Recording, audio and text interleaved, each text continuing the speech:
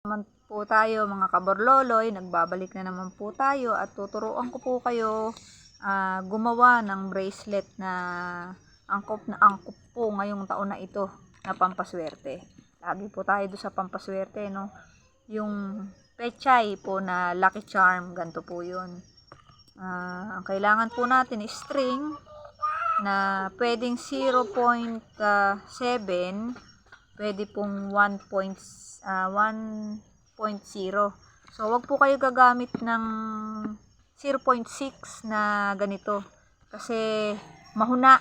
Pag binaltak po na ganun, wala na. Putol na po yun. Kaya, 0.7, trusted ko na po ito. Talaga pong ito yung ginagamit ko sa mga beads ko na mga ginagawa kong bracelet po. Ang kailangan po natin ngayon is itong ganitong pearl.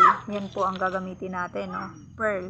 Pero nasa sa inyo po kung ano pong gusto nyong beads na gagamitin. Pwedeng black na beads. Pwede pong ganito, no? Na Swarovski na makinang. So, start na po tayo. Simple lang po, no? So, po natin.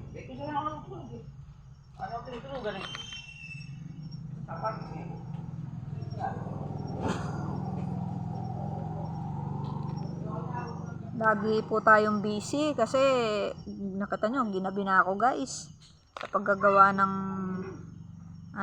bracelet na ito.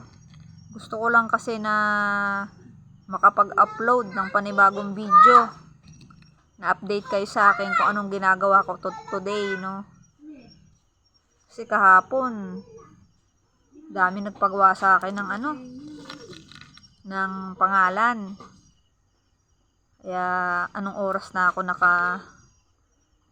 natapos. Dapat magbablog ako guys kaso hindi ako nakapag-vlog. Talagang busy.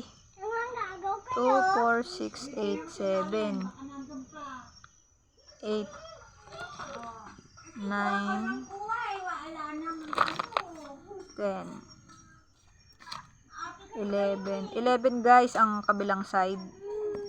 Tapos pwede nyo nang ilagay itong lucky charm. Pero ako ang ginagawa ko dito is hinuhuli ko siya kasi malalaman nyo kung bakit. Wait lang po.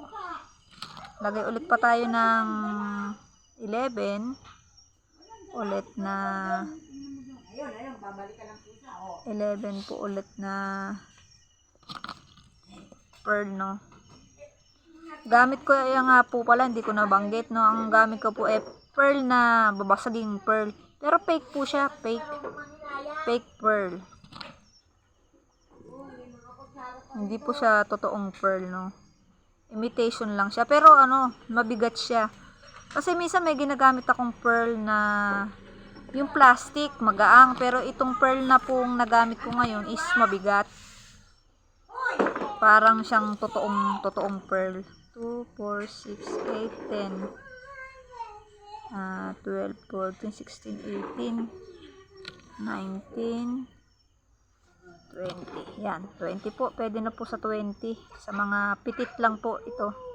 Yan. Kaya sinasabi ko sa inyong huli ko po ito inilalagay kasi gawa ng buhol, no? Guys, ng buhol yan. Yan. Ayan na po. No? Ang cute po nitong na ito, pechay na to. Yan. Gaganyan ko po. Titingnan ko pero hindi ko binibitawan. Yan. Pulbutin ko na. So, bali, tuturo ko po sa inyo kung paano magbuhol, no? Isang buhol na ganyan. Tapos, ibubuhol po natin isang ikot. Isa pang ikot nung string. Bali, 2 ikot siya, guys, no? Para hindi po siya bumitiw. Nasa sa inyo na po yan kung bibitiw kayo. May ganun pa, no? Yan, ganyan. Tapos, isang ikot.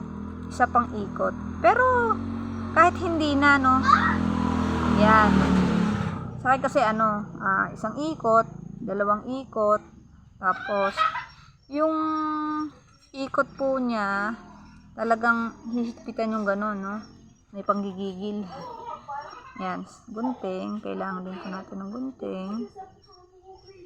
Kakat na po natin. Pero wag nyo pong isasagad ang cut, no? Kasi posible po siyang magkalas.